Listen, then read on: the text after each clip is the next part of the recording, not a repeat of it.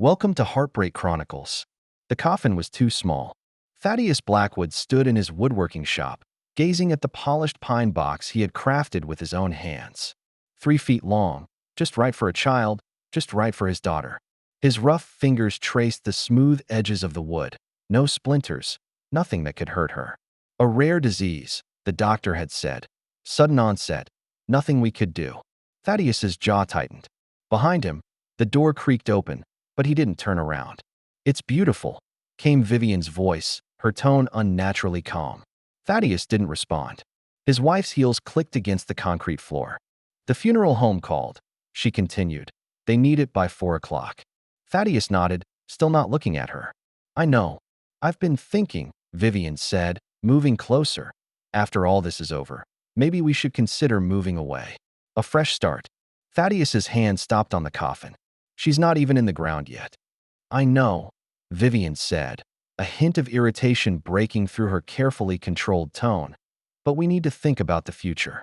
This town, this house, it will only remind us constantly." Thaddeus finally turned around. His wife stood before him, wearing a fitted black dress, her blonde hair neatly pinned in a chignon. Not a hair out of place, makeup without a single flaw. 3 days after their daughter had been pronounced dead, she looked like she was heading to a business meeting. "No," he said simply. Vivian's perfectly groomed eyebrows furrowed. "Thaddeus, be reasonable. There's nothing keeping us here now. We could." I said no. His voice came out harsher than intended. "This is Cordelia's home. Our home." Something flickered across Vivian's face. Then she regained her composure. "Fine, we'll discuss it later." She glanced at her watch. "I need to confirm the catering arrangements for after the funeral." The door closed behind her. Thaddeus waited until he heard her car start, then knelt beside the coffin, one hand still resting on the wood. Only then did he allow a single tear to fall. The Blackwood house was filled with people Thaddeus barely recognized. Neighbors, distant relatives, his wife's college friends. They moved around him like shadows, speaking words of comfort that he couldn't hear clearly through the ringing in his ears. Thaddeus stood in the corner of the living room, holding an untouched glass of whiskey, watching Vivian work the room. She moved from group to group, accepting hugs, nodding at sympathetic words, occasionally dabbing at her perpetually dry eyes with a lace handkerchief. Penelope approached him, her usually wild brown hair pulled back in a ponytail, dark circles under her eyes. Unlike the others, his sister didn't offer platitudes. "This is it," she said quietly, standing beside him. All these people pretending they knew Cordelia. Thaddeus took his first sip of whiskey. Vivian invited them. Penelope snorted. Of course she did. Always loves being the center of attention. Thaddeus's eyes followed his wife as she accepted an embrace from a tall man with carefully styled hair. Her hand lingered on his arm too long. "Who's that?" Penelope asked. "Lysander Hughes. They went to college together. Moved back last year. Opened that upscale gym downtown." Penelope studied the man. "Looks like an asshole." Vivian laughed at something Lysander said. The sound cut through the room's solemn murmur. Thaddeus's fingers tightened around his glass. 3 days, he muttered. 3 days, and she's laughing. Penelope placed her hand on his arm. "Don't torture yourself like this. Tomorrow is going to be hard enough." Thaddeus nodded and drained the rest of his whiskey in one gulp. "I need some air." Outside on the porch, the night air was thick with fog. The door opened behind him. He expected Penelope, but it was Vivian who stepped onto the porch. "You're being rude," she said bluntly. Thaddeus didn't look at her. "I needed a minute. These people came to support us." "They came because you invited them," he corrected. "Most of them never even met Cordelia." Vivian crossed her arms. "That's not fair. They came for both of us." "Where are your friends?" Thaddeus asked. "Lysander? You two seem to have plenty of amusing things to discuss." Vivian's eyes narrowed. "Don't do this. Not today." "When then? After the funeral? When we move on? When we sell the house?" "You're drunk." "I had one drink." Thaddeus finally turned to look at her. "Why are you so eager to leave? This town not good enough for you anymore?" Vivian caught herself, visibly regaining control. "I'm not doing this now. Our daughter is dead, Thaddeus. Dead. And all you can think about is picking fights with me." "I'm staying at the funeral home tonight," he said suddenly. Vivian blinked. "What? Why would you do that?" "It's tradition. Someone stays with the body." "That's ridiculous. You need rest."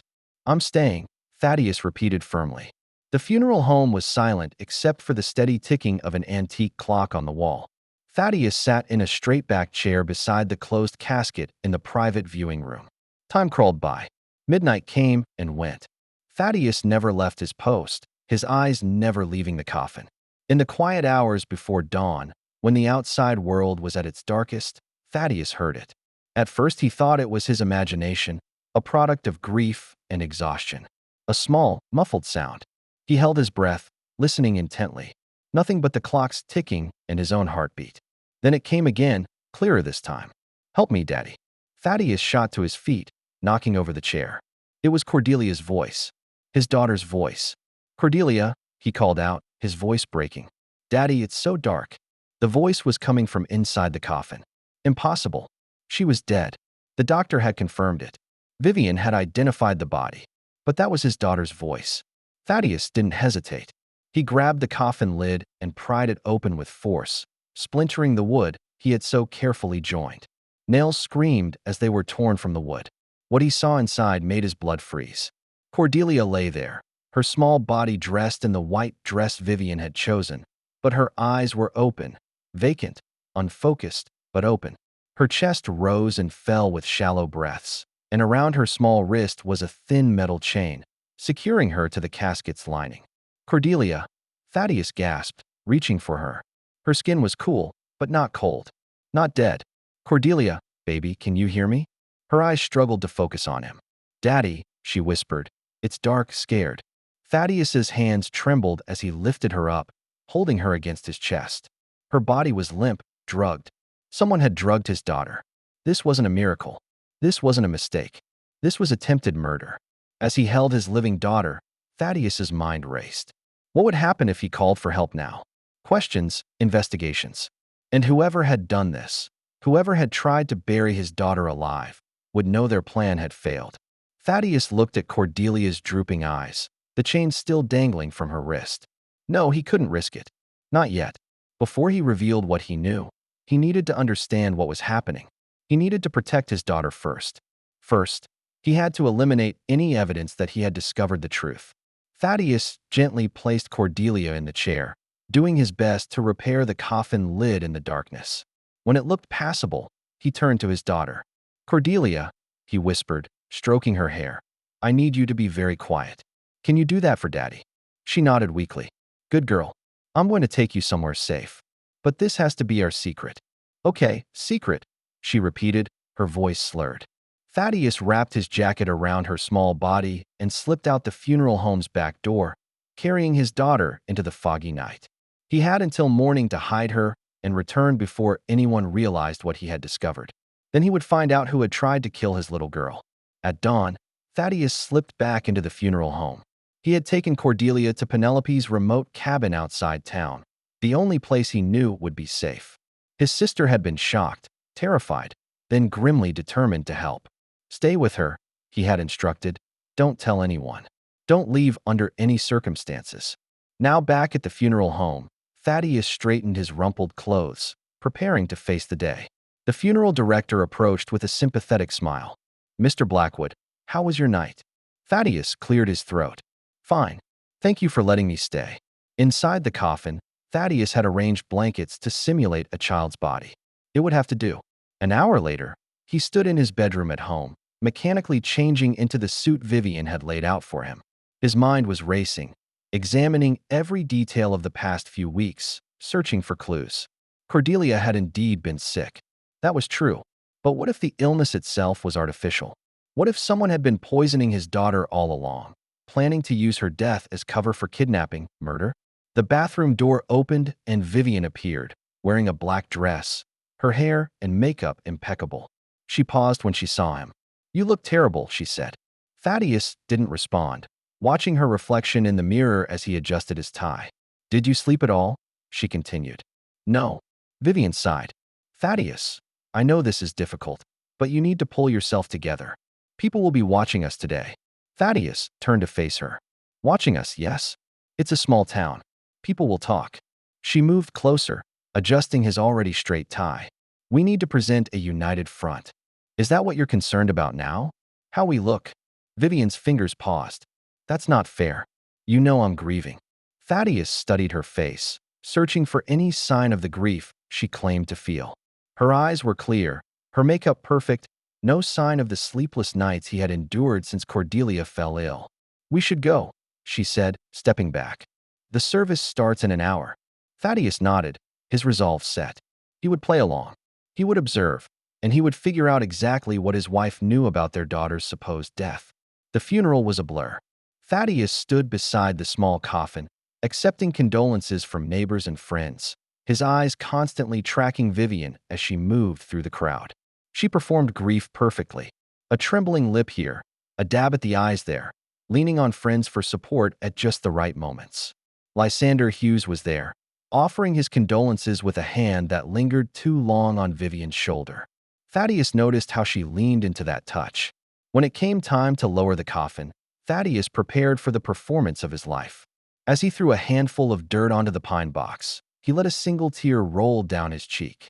Beside him, Vivian dabbed at her perpetually dry eyes with her lace handkerchief. That evening, after the last mourner had left their home, Thaddeus retreated to his workshop. He needed space to think, to plan. But more importantly, he needed to search for evidence. He started with Cordelia's room, carefully examining her belongings for anything unusual. Finding nothing, he moved to the master bedroom, searching Vivian's side while she showered. In the back of her nightstand drawer, beneath a pile of fashion magazines, he found it. A disposable cell phone. Basic model, no password protection. Heart racing. Thaddeus scrolled through the sparse messages. Most were exchanges with a contact listed only as B. Everything is ready for Friday. The doctor says it's untraceable. After this, we'll be free. The most recent message, sent the morning of the funeral. When this is finished, we'll have everything we want. Thaddeus's hands shook with rage. He photographed the messages with his own phone, then returned the disposable to its hiding place just as the shower turned off. He needed more evidence. He needed to understand why. Why would Vivian want to fake their daughter's death? Why lock her in a coffin? Over the next few days, Thaddeus maintained the facade of a grieving father while secretly conducting his investigation. He reviewed Cordelia's medical records, speaking with her doctor under the pretense of seeking closure. It was just so sudden, he told the nervous young physician. One day she was fine, the next day she was gone. Dr. Foster shuffled through papers on his desk. As I explained to your wife, toxicology showed a congenital heart defect. It was only a matter of time. My wife? Thaddeus asked, keeping his voice steady. She discussed Cordelia's condition with you? The doctor nodded. Several times over the past few months. She was very concerned about Cordelia's symptoms. What symptoms were those? Dr. Foster looked confused. The ones she brought Cordelia in for. Fatigue. Dizziness. She didn't tell you. Thaddeus managed a sad smile. We haven't been communicating well since this happened. Grief affects people differently. The paperwork he was shown meant nothing to Thaddeus. Medical terms and numbers easily forged with the right connections. Could I see the actual toxicology report? Thaddeus asked. After more gentle insistence, the doctor reluctantly pulled up the report on his computer. Thaddeus scanned it, noting the signature at the bottom. Director, Benson Laboratory. The pieces of the puzzle were falling into place, forming a picture too horrible to contemplate. His wife and her lover had conspired to fake their daughter's death. But why go to such extremes? Why not just leave? Unless Cordelia had seen something, knew something, become a liability. That night, Thaddeus made another quiet visit to Penelope's cabin. Cordelia was slowly recovering from whatever drugs had been in her system. She recognized him immediately, reaching out and crying, "Daddy." He held her tightly, breathing in the familiar scent of her hair, reassuring himself that she was really alive, really safe. "How is she?" he asked Penelope, who looked exhausted but determined. "Better. She's talking more, ate a little." Thaddeus nodded gratefully. "Have you asked her what happened?" Penelope shook her head. "I thought you should be the one." Thaddeus sat on the bed's edge, taking Cordelia's small hand. "Cordelia, sweetheart, can you tell Daddy what happened before you got sick?" Cordelia's face scrunched up, concentrating. "Mommy gave me yucky juice, said it would make me feel better." "Yucky juice? Like medicine?" She nodded. "Every day? Made me sleepy." Thaddeus and Penelope exchanged a glance. "Did anything else happen? Did you see Mommy do anything unusual?" Cordelia looked down, suddenly shy. Mommy said not to tell. It's a secret. Thaddeus's heart began to pound. What kind of secret? Mommy and the gym man play special games in the garage. The gym man? Penelope asked. I think she means Lysander, Thaddeus said quietly, then turned to Cordelia. What kind of games, sweetheart? What Cordelia described in her innocent 3-year-old language confirmed Thaddeus's worst fears. Vivian and Lysander had been having an affair, and Cordelia had witnessed it. Did you tell Mommy you saw them? Cordelia nodded. She got angry. Said I was a bad girl for looking. Said I couldn't tell Daddy. Thaddeus pulled his daughter closer, his mind racing. Now he understood. Cordelia had become a witness, a liability. Rather than risk the child exposing the affair, they had devised an elaborate plan to eliminate her entirely. I need to get back, he told Penelope, kissing Cordelia's forehead. Keep her safe. I'm close to understanding what happened. As he drove back to town, Thaddeus's grief transformed into something harder, colder. He had never considered himself a violent man. He built things. He didn't destroy them. But for those who had tried to murder his daughter, he would become destruction itself. Back home, Thaddeus maintained his performance as the grieving father. He accepted casseroles from neighbors. He thanked people for sympathy cards. He nodded when they told him how strong he was. All the while, he watched Vivian. She was already packing boxes, preparing for her so-called fresh start.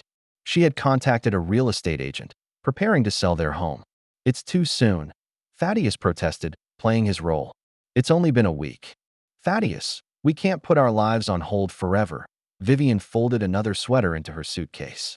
I've been thinking about San Diego. The ocean would be good for us. Thaddeus leaned against the bedroom doorframe. Us. Vivian looked up, her expression carefully neutral. Of course us. We're still a family, Thaddeus. We still have each other. The casual cruelty of that statement, said while she believed their daughter was dead and buried, nearly broke his composure. Thaddeus swallowed hard. I didn't realize you were so fond of the ocean. Vivian shrugged. There's a lot about me you don't know. That's true, Thaddeus thought. He waited until Vivian left for her yoga class before continuing his investigation. The disposable phone had told him much, but he needed more. He needed evidence solid enough to stand up in court. In the garage, he searched carefully. Behind a stack of paint cans, he found a small cloth bag.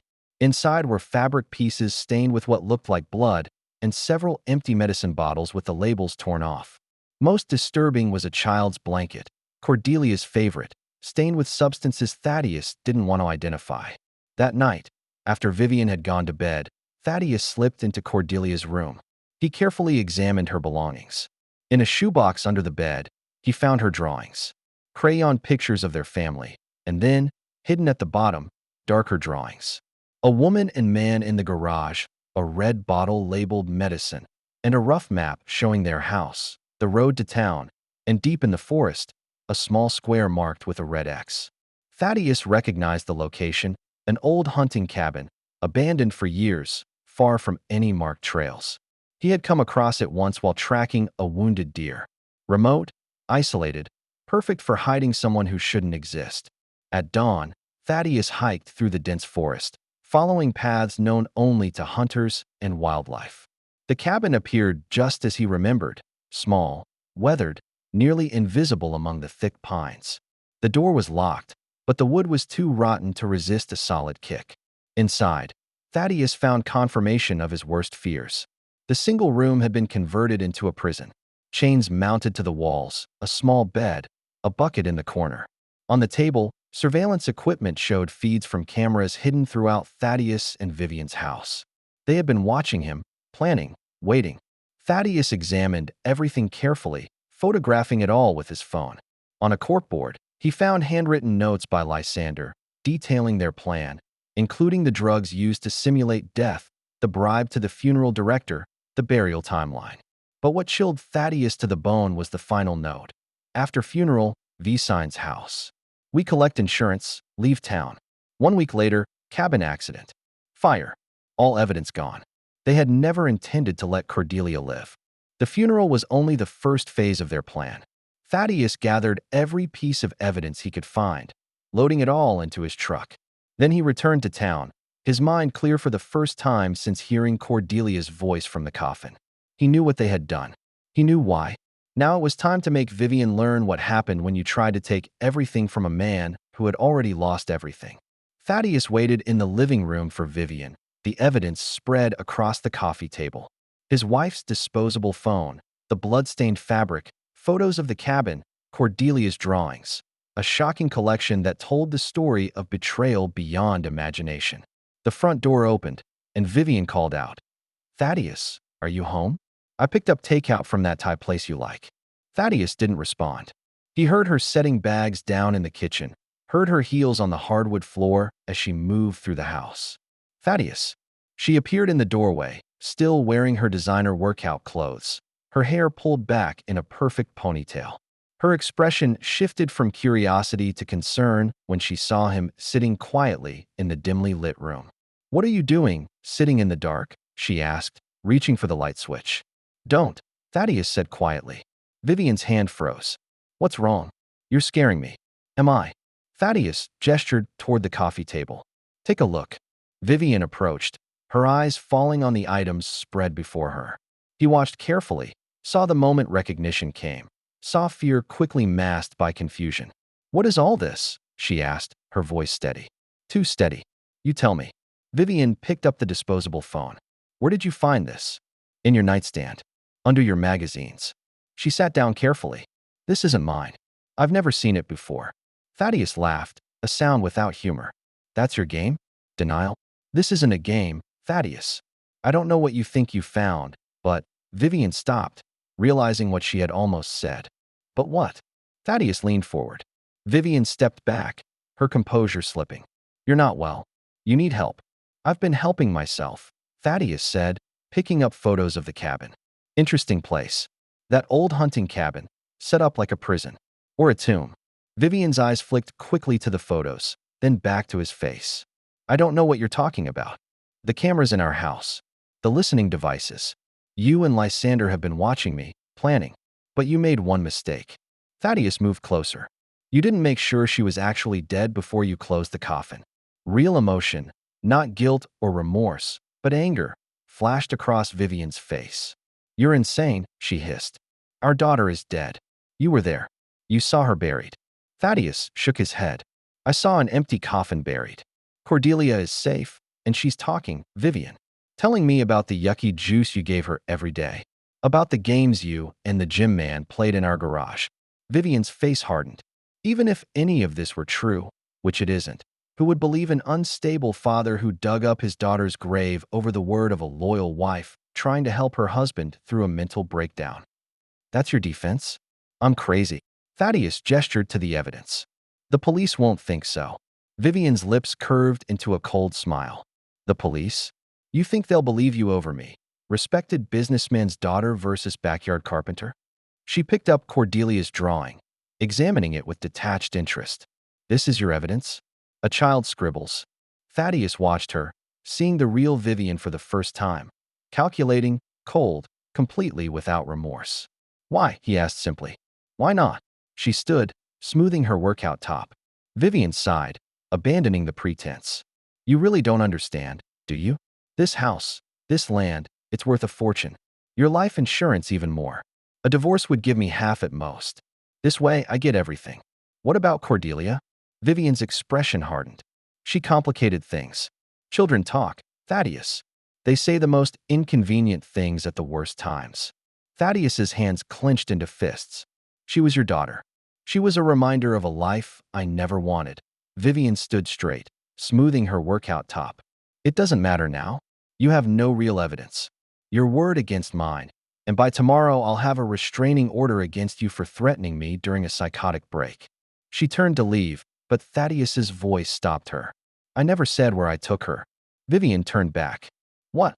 Cordelia? I never said where I hid her. Where I took her away from you, away from Lysander." Thaddeus's voice was deadly calm.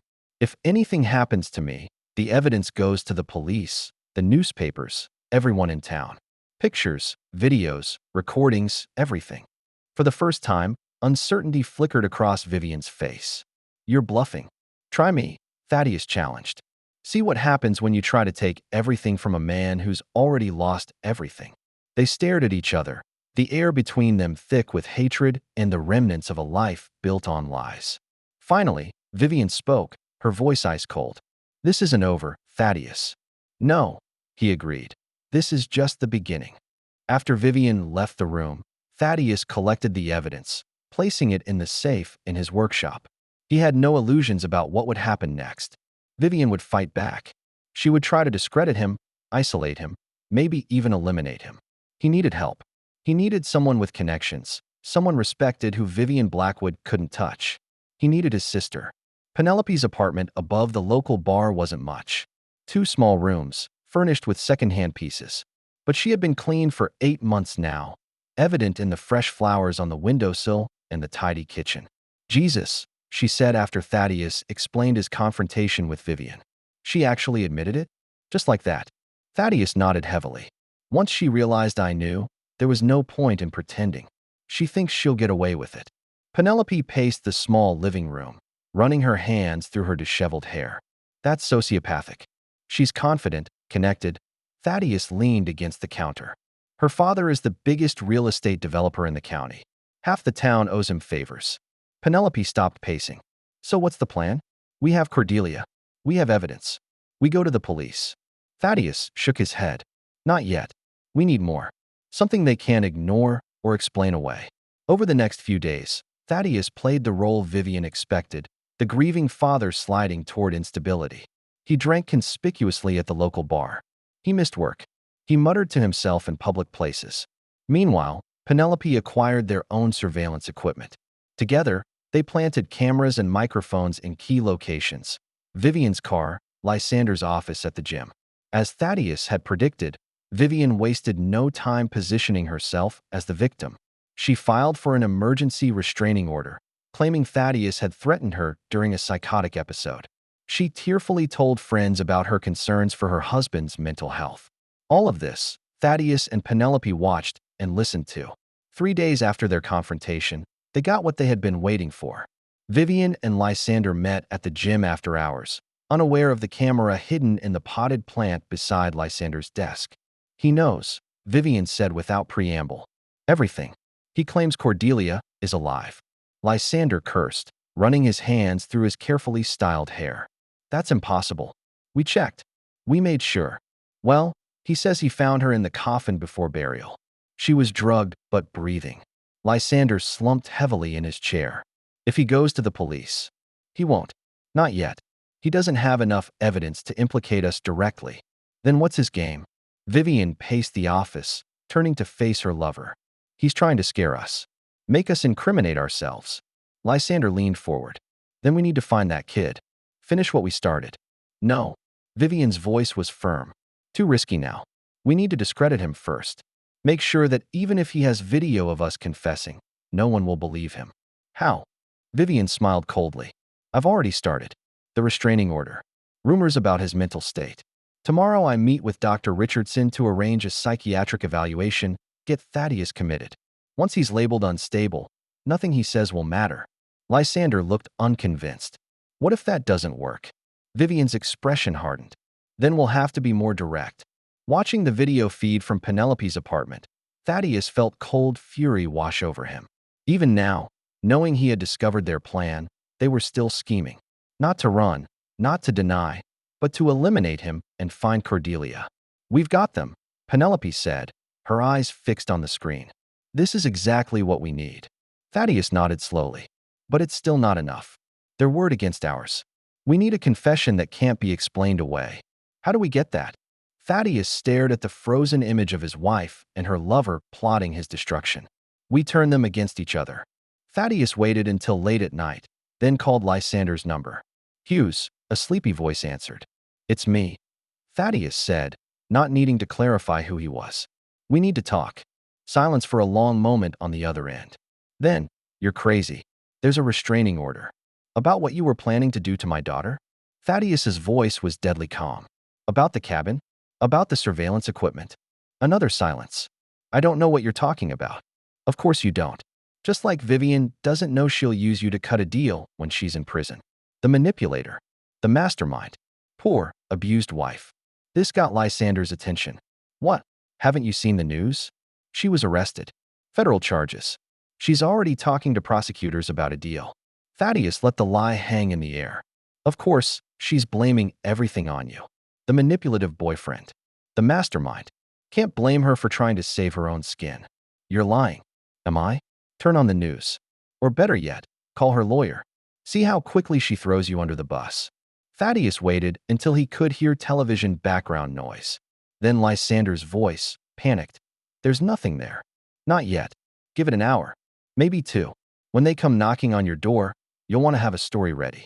One that makes you look more like a victim than the primary perpetrator. I won't say anything.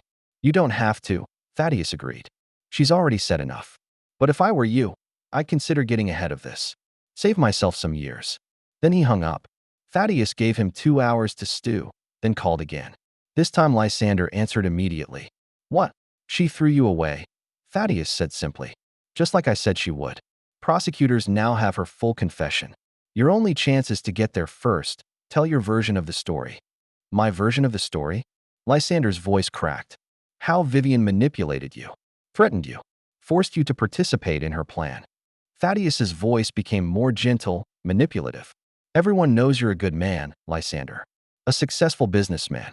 You're not the mastermind type. She must have had something on you. She. Lysander began, then stopped. She what? Long silence. Then, she said if I didn't help her, she'd claim I raped her. Said she had evidence. Photos. Thaddeus smiled in the darkness. Now they were getting somewhere. That must have been terrifying. She said no one would believe me. Said her father would make sure I was ruined. I believe she would. That kind of woman has no limits to what she wants. Thaddeus paused. Do you have any record of these conversations? Where she threatened you? Maybe. There might be some recordings on my phone. Thaddeus felt a surge of adrenaline. You need to share those with authorities. Now, before her lawyers convince them you were the primary actor. You think they'll believe me? Truth has a way of breaking through, Thaddeus said, especially when it has audio evidence to back it up. 2 hours later, Lysander Hughes walked into the police station with a phone full of incriminating recordings and a detailed confession describing how Vivian had threatened, manipulated, and forced him to participate in her plan. Thaddeus watched from his truck, parked across the street, smiling with satisfaction. Vivian's arrest came the next morning. Thaddeus wasn't there to watch, but Penelope photographed the whole thing. Vivian in her jogging outfit, being led away in handcuffs, looking less composed than ever. No makeup, no perfectly arranged hair, just a woman finally caught by her own schemes. The trial lasted 6 weeks. The media called it the betrayal of the century. Every day the courtroom was packed with people hungry to witness. Thaddeus sat in the front row every day, his expression impassive as the evidence unfolded. Lysander's confession, the recordings, medical expert testimony confirming Cordelia had been systematically poisoned. Physical evidence from the cabin, the chains, the surveillance equipment. Vivian's lawyers tried to argue mental defect, postpartum depression, but the evidence was overwhelming. This wasn't the impulsive act of an unstable woman. This was a cold, calculated conspiracy, months in the planning and execution. When the jury announced their verdict, the courtroom fell silent. On the charge of attempted first-degree murder, we find the defendant Vivian Blackwood guilty. Thaddeus felt no triumph, no satisfaction, just a deep, exhausted relief knowing his daughter was safe and those who had tried to destroy his family would pay for their crimes. Vivian received 25 years in prison without possibility of parole. Lysander got 15 years. As Thaddeus and Penelope left the courthouse, reporters swarmed, shouting questions. Thaddeus pushed through them without comment. It's over, Penelope said when they reached the parking lot. Thaddeus nodded, looking back at the courthouse building. Yes, now it is. 6 months later, Thaddeus stood on the porch of their new home, watching Cordelia play with the puppy they had finally adopted, a golden retriever mix. The property spread before him, 20 acres of woodland with a small stable housing a pair of gentle horses. The house itself was modest but solid, built with his own hands. A fresh start, far from whispers and stares. Penelope emerged from inside, carrying 2 cups of coffee. She handed one to Thaddeus, following his gaze to where Cordelia was teaching the puppy to sit. She's doing well, Penelope observed. The nightmares are almost gone. Thaddeus nodded. The therapist says she's resilient. She'll process what happened in a healthy way. Cordelia waved, calling him to see the puppy's new trick. Thaddeus waved back, setting down his coffee cup. She'll be fine, Penelope said, watching them. You both will. As he walked toward his daughter, Thaddeus felt the weight of the past year begin to lift slightly. Not forgiveness, never that, but perhaps finally the freedom to look forward. Cordelia ran to meet him, wrapping her arms around his legs. Daddy, look what the puppy can do. Thaddeus knelt down, pulling her into a proper hug. Show me, Pumpkin. As he watched his daughter command the eager puppy, Thaddeus knew with absolute certainty that he had made the right choices. Vivian had taken much from him, but she hadn't taken what truly mattered. In the end, that was everything. That's the end of today's story. For more captivating tales, hit subscribe and never miss an episode.